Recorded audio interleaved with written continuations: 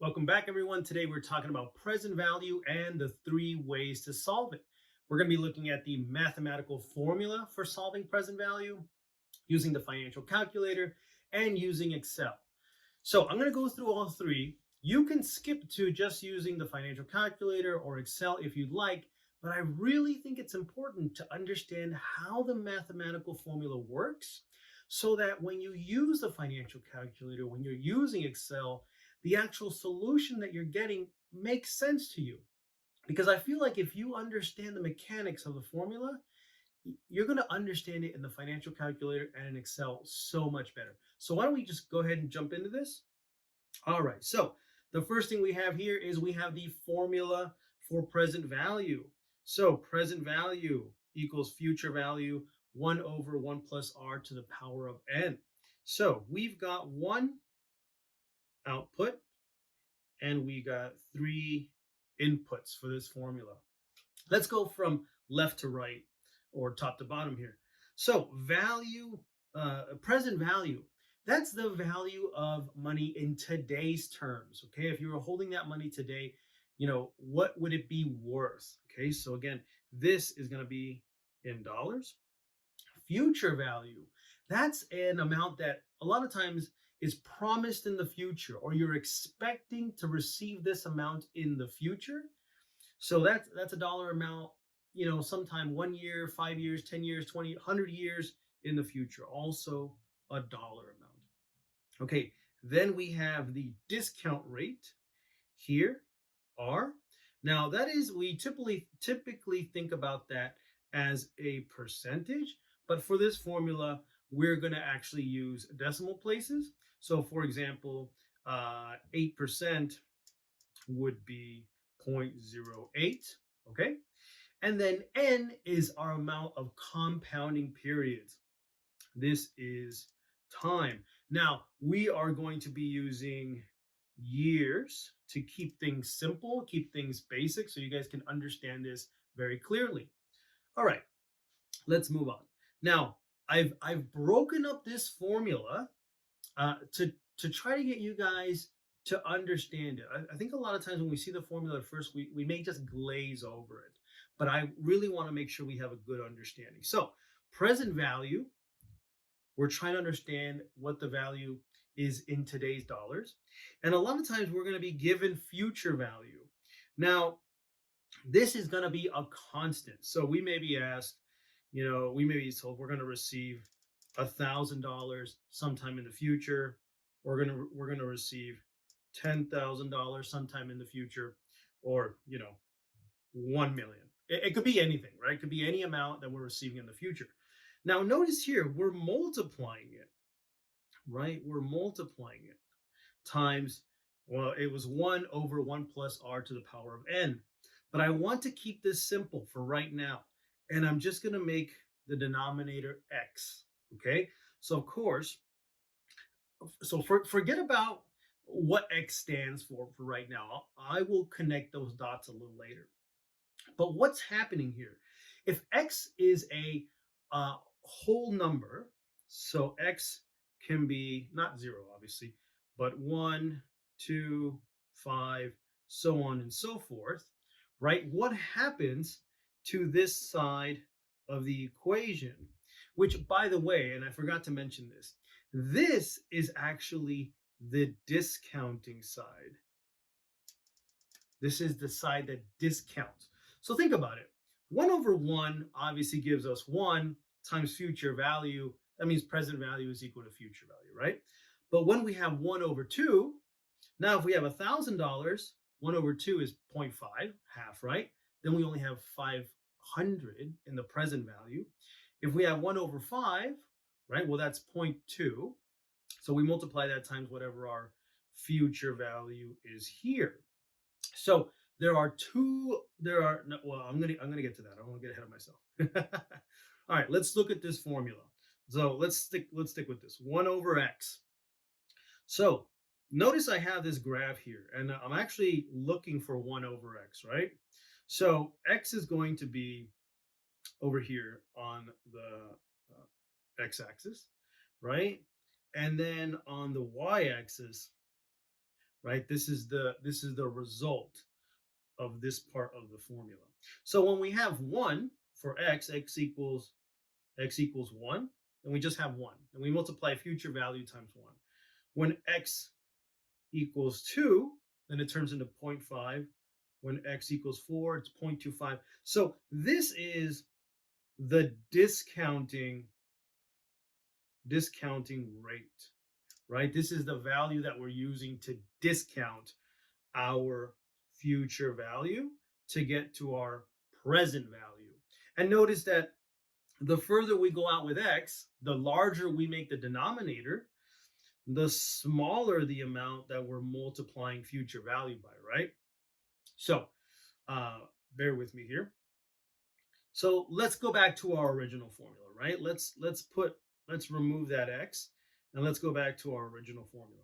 Future value 1 over 1 plus r over n. Now remember, we said that r is the discount rate and n, if we're going to keep it simple, is the number of years. So you have two levers that you can move. Now, both the discount rate and years must be positive, okay? I'm not going to get into whether the discount rate can be negative or just for an introductory course, the discount rate and the years must be positive, okay? So, same thing. If we make the discount rate and the years larger, our denominator increases. If our denominator increases, that makes, when we multiply against the future value, that makes the future value smaller. And then that finally gives us our present value, right? Okay, so remember, this part of the formula is what causes the discounting, right? Taking a future value and discounting it down to present value. I don't want to ignore this terminology. A lot of times people think because we're talking about finance, discounting means something else. When you walk into a store and they tell you that's a 20% discount, well, you're expecting to pay less, right? If it's something's $100 and they tell you it's a 20% discount, you're only expecting to pay 80. So this is what this is. It's the discounting rate. We have a value in the future. We're discounting it to arrive to a future value of what we would receive in today's dollars. Okay, so we have two levers. I'm going to stick with this analogy here for a second. So how R and N affect present value? Remember, two levers. We have our R, our discount rate, which I have here running across the top, and we have our N, or our periods, running across the side from 0 to 10 years. Now notice what's happening here. As we increase the discount rate and as we increase the periods, look at what happens to this rate. On the top left, of course, we have 1 when it's 0, 0, because then it's just 1 over 1. But when we have 5% in 1 year, we have 0.952. But let's say we have 20% in 5 years, then we have 0.402, right? These numbers are the result of this entire formula, okay? Now let's go all the way to 50% and 10 years. Now our discounting rate is 0.017. So what does that mean? Let's just 50% in 10 years, that's 0.017 times whatever that future value dollar amount is to get us to present value. So it doesn't matter if this is 10,000, 100,000, a million, we're multiplying it by 0.017, and that's going to give us the present value, right? This is the discounting term, okay? All right, so I hope this was helpful. Maybe you need a little bit of time to look at this and understand the layout and digest it, and you can certainly do that. But let's keep going. So I've got two examples. I'm going to do the first one, and I'm going to leave the second one for you guys to do. Leave me what you think the answer is in the comments, and I'll tell you if you got it right or wrong, okay? All right, so let's take a look at this. I like to highlight these problems, right? So your employer offers you a $20,000 bonus if you stay with the company 3 more years. If the discount rate is 5%, and I like to change the color to, to understand what it's asking. What is the present value of the bonus?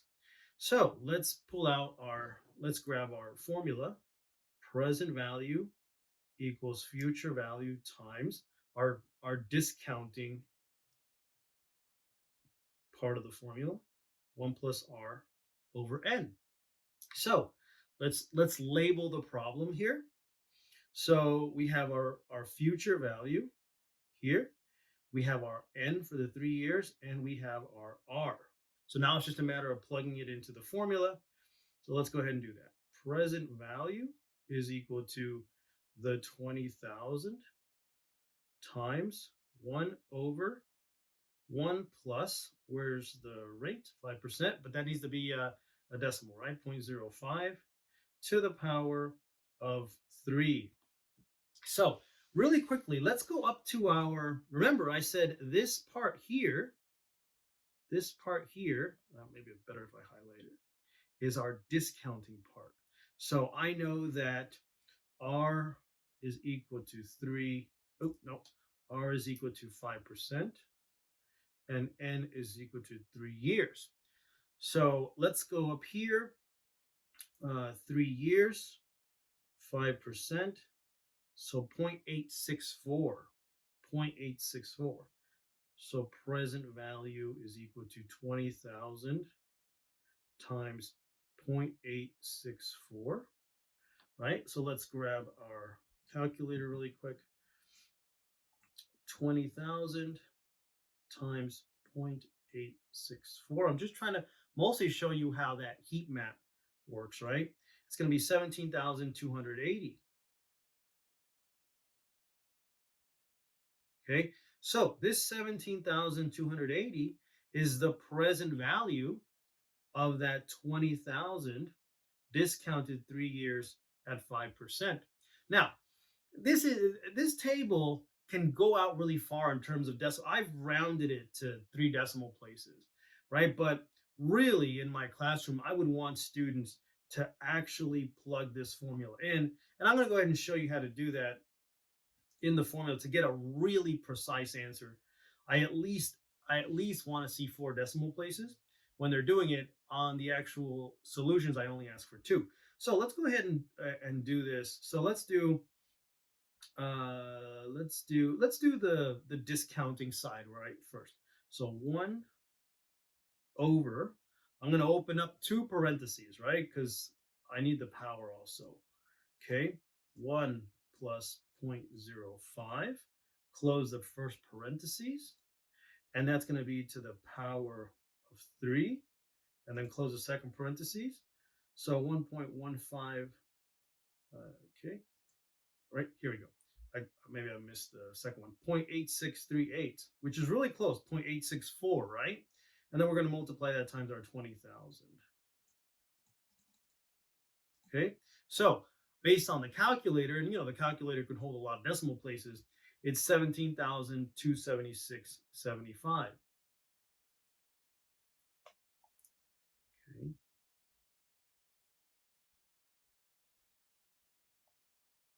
Okay, so this is really going to be the most accurate answer you can get.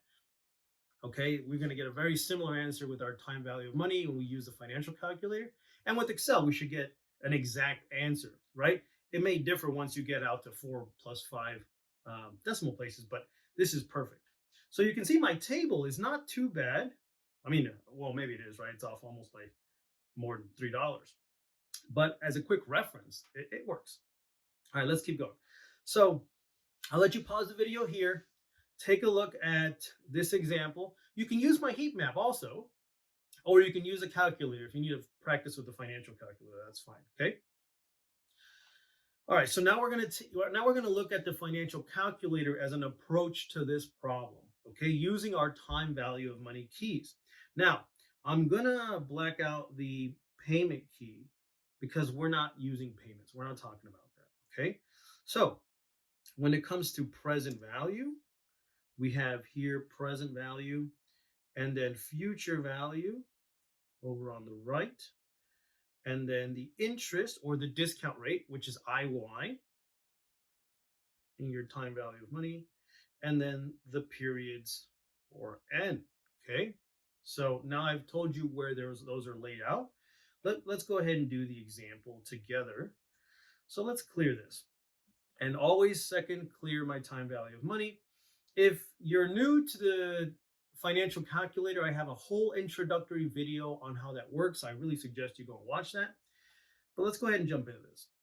So number of periods, we have 3 years, 3 for N. The discount rate is 5%. Now notice on the financial calculator, it's just the 5, the whole number 5, okay? It's not a decimal. Okay, that goes into the IY for the discount rate. Present value is what we're looking for, so we're going to skip that. Payments, there are no payments, we're not talking about that. And future value is 20,000 that we're receiving in the future. Okay, so then I'm going to hit compute, and then I hit present value, 17,276.75.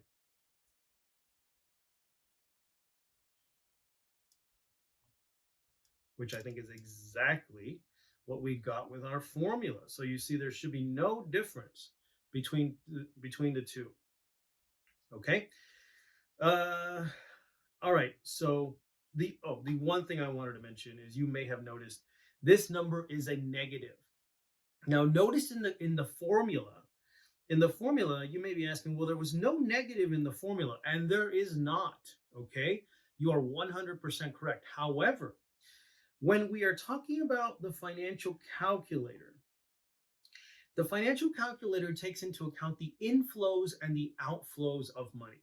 So, for example, this says that we're receiving $20,000 in 3 years. So that's a positive. So, therefore, it assumes that we're making an investment today in today's dollars. This is a bit much for this video. I've made a whole video on whether terms need to be negative or positive. That's really insightful. So I really suggest if you're a little confused about the positives and negatives, go check out that video. I really spent a lot of time and effort getting it perfect for you guys. Okay. All right. So same thing. Try example 2. It's the same thing, but try it on your financial calculator. And now let's go and work on the Excel approach. So when you start Excel, you're gonna hit a cell and then you're gonna type equals. You have to hit equals PV. And what you'll notice is that this pops up, right? This pops up here, and you can type in the different values.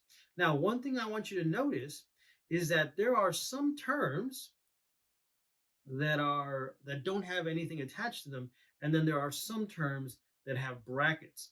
Or over here, these terms are in bold, and then these terms are not bolded. So the difference is that these terms, oop, that was terrible.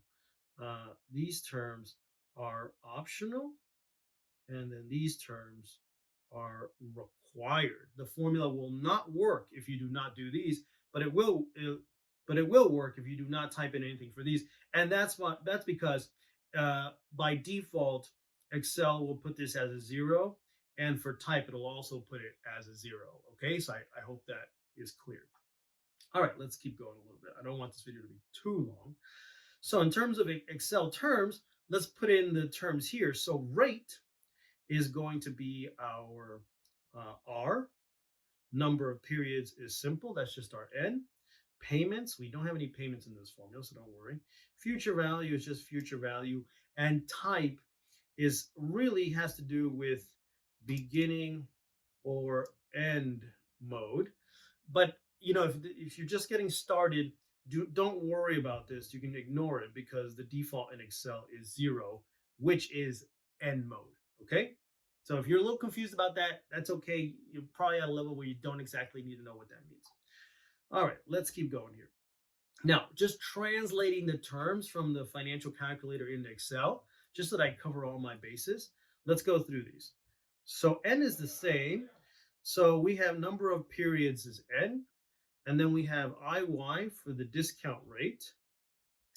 And then we have present value. That's what we're solving for. We have payments here. It's exactly the same.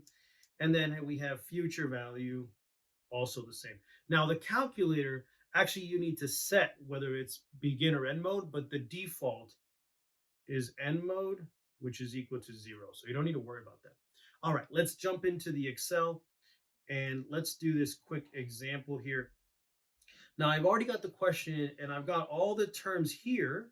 So all we have to do is read the question and put in the terms. It's the same question, $20,000 bonus if you stay for 3 years, and the discount rate is 5%. So N is our number of periods, so 5 years. The discount rate, here we're going to put in just like the financial calculator. Excel is much closer to the financial calculator than it is to the formula. So the discount rate is 5. Do have to put percent. You can't just put in a 5. There is a different. Excel treats that percentage as a decimal in the formula. And then present value is what we're looking for. Payments are 0. Future value is the 20,000. And the type is 0 for end mode, or you're going to see we can leave it empty. So let's do our formula equals PV.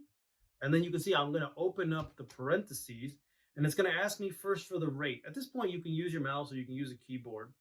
The rate will be 5%. The number of periods will be, oh, I put a 5, but it needs to be 3. Sorry, I'm going to change that. You'll see I can change it afterward. That's why I like to put the terms here and not inside the formula. There's no payments, so we're going to put in 0. And then for future value, it's the 20,000. And then the type, you can see there, it says 0 or 1.